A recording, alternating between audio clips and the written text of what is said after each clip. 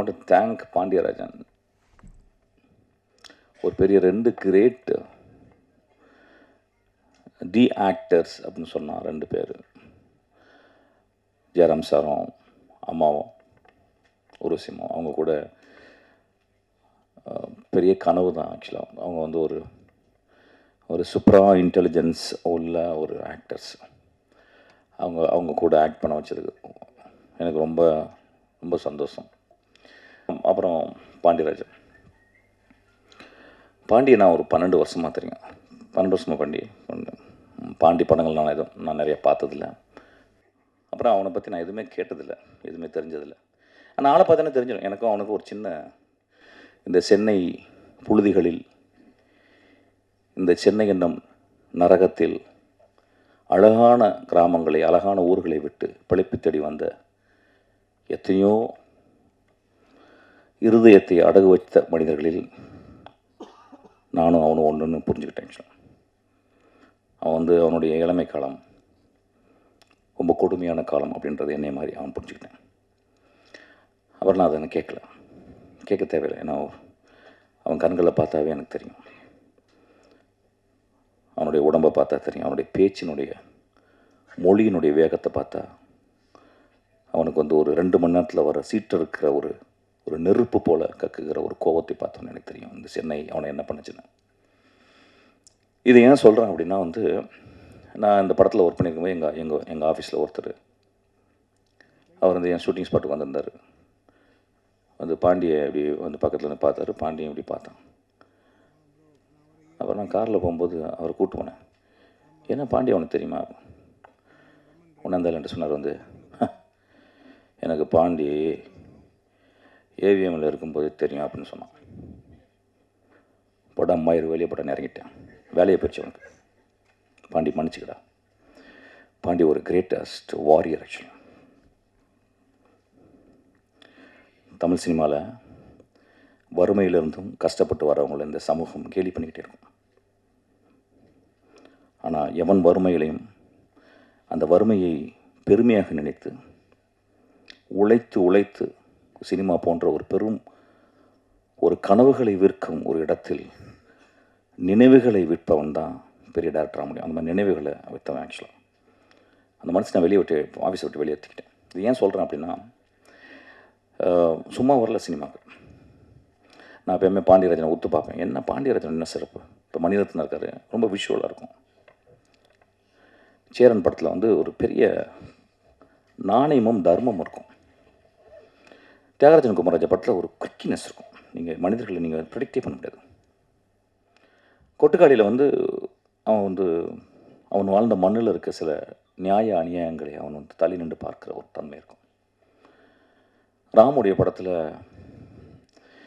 நாம் வாழ்க்கையை கார்பெட்டு போட்டு மூடி மறைக்கக்கூடிய ஒரு இடத்தை கார்பெட்டை விட்டுட்டு வெளியே எழுத்து காட்டுவான். இப்படி ஒவ்வொருத்தங்களும் ஒவ்வொரு தேர் ஸ்பெஷலைஸ்ட் இன் தர் மீடியம். பாண்டியராஜன் மொழி நான் பார்க்குறேன். அவனுக்கு ஒரே வார்த்தை, அவனுக்கு ஒரு பேர் வச்சுட்டான்னா அவனுக்கு அதை பிடிச்சிருது.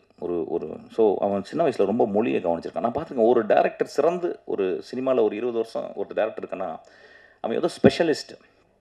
ரீசெண்டாக ஒரு பியூட்டிஃபுல்லான புக்கு படிச்சுக்கிறேங்க, ஜிம் காலிங்ஸ். அதில் என்ன சொல்கிறாருன்னா, ஒரு மனிதன் எங்கே சிறப்பாக வரான்னா, தான் சின்ன வயசில் எதையோ புரிஞ்சுக்கிட்ட ஒரு விஷயம், தெரிஞ்சுக்கிட்ட விஷயத்த, ஆச்சரியப்படுற விஷயத்த தன் இதயத்தில் போட்டு அப்படியே அதை அப்படியே அடகாத்து அது நுட்பத்தை, ஆழத்தை, அகலத்தை, உயரத்தை அளந்து சிந்திச்சு அதை பர்ஃபெக்ட் பண்ணும்போது he became an extraordinary artist. அது மாதிரி மொழியை, அதாவது பள்ளிக்கூடத்துக்கு எவ்வளோ நாள் போனான்னு தெரியல, எதுனா படிச்சிருக்கான்னு தெரியல, ஆனால் ஒரு மொழியை, அந்த வட்டார வழக்கு மொழியை அவன் மனுஷங்களை மொழி மூலியமாக பார்க்குறான். டைரக்ட் பண்ணும்போது கூட, சார் அந்த வார்த்தை நம்ம இப்படி பேசலாம் சார் அப்படிம்பா. ஆக்சுவலாக ஒரு எக்ஸ்ட்ரானரியான அவனுடைய படங்கள் அவன் எனக்கு இது இப்படி தான் எனக்கு ஒரு ப்ரொடியூசருக்கு காசு கொடுக்குறாரு. நான் ப்ரொடியூசர் நான் காசை திருப்பி கொடுக்கணும். அதுக்கப்புறம் ஒரு படம் பண்ணுறேன். அந்த படத்தை ஆடியன்ஸ் என்டர்டெயின்மெண்ட்டை என்கேஜ் பண்ணணும் அந்த 2 hours. அதுக்கப்புறம் எனக்கு அது it should give me proudness. It's also bloat my pocket. அதில் ரொம்ப தெளிவாக இருக்கான். அவனுடைய பயணம் அதில் அப்படியே போயிட்டு. ஸோ நான் பார்க்கும்போது ரொம்ப ஆச்சரியமாக இருக்கும் பாண்டி. எனக்கு தெரிஞ்ச தமிழ் சினிமாவில் ஒரு மோஸ்ட் கிளாரிட்டியோடு இயங்குகிற டேரக்டரில் அவன் 1-2 வந்துடுவான். ஆக்சுவலாக ரொம்ப கிளாரிட்டி, குழப்பமே கிடையாது. அவனுக்கு சினிமா ஷார்ட் வச்சா பிறகு எதை பண்ணக்கூடாதுன்னு சொல்லிடுவான், எது வேணான்னு சொல்லிடுவான். எது வேணும்னு சொல்லி வேணும்னு சொல்லும்போது கன்ஃபியூஷன் இருக்கும். இது வேணாம், அப்புறம் வேற என்ன நடிச்சிட்டியா போதுன்றான். ஒரு டேக் மேலே போகிறதே கிடையாது. ஆக்சுவலி என்னை மாதிரி தான் கிட்டத்தட்ட ஒரு டேக் மேலே போகிறது கிடையாது.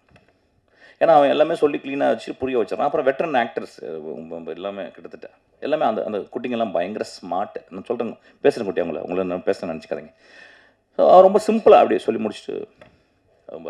ஸோ எனக்கு தெரிஞ்சு why Pandiarajan is able to take the shoot within the budget, within the days he allotted, அந்த ஸ்கெடியூலுக்குள்ளே எடுக்க முடிஞ்சு அப்படின்றது அது பாண்டியராஜன். யாருன்னா வந்து ஒரு தேனி மாதிரி சுறுசுறுப்பாக உட்காந்து அதை வந்து கிட்டத்தட்ட ஒரு படம் என்ன பிளான் பண்ணி பட்ஜெட் பண்ணி என்ன ஸ்கெடியூல் பண்ணி அது போகிறோமோ அது அது முடிஞ்சிருந்தாவே படம் முடித்த உடனே படம் ஹிட் ஆயிருது. ஆக்சுவலாக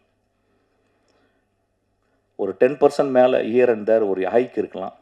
ஆனால் பாண்டியராஜன் மட்டும் அது கூட இருக்காது. I think within the budget, within the schedule time, அது நடுவில் ஏதாவது ஒரு மழைகளை வந்தால் கூட no accordingly he converts. Actually ஒரு இடத்த எடுக்க முடியல அப்படின்னா வேறு இடத்துல அப்படி எடுத்துருவான் டக்குன்னு. So I think hats off to him.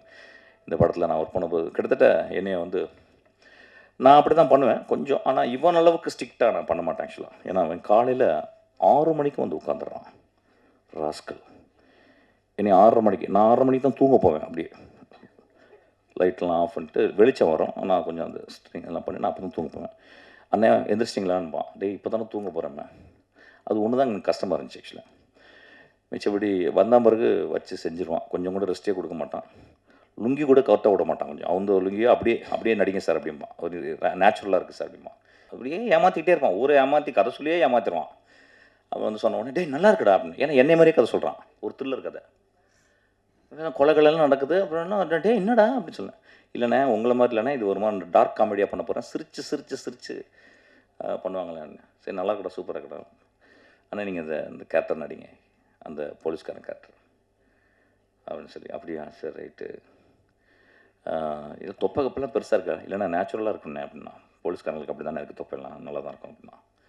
சரி ரைட்டுன்னு சொல்லிட்டு அப்புறம் வந்து ஐ திங்க் 20 நாள் 25 நாள்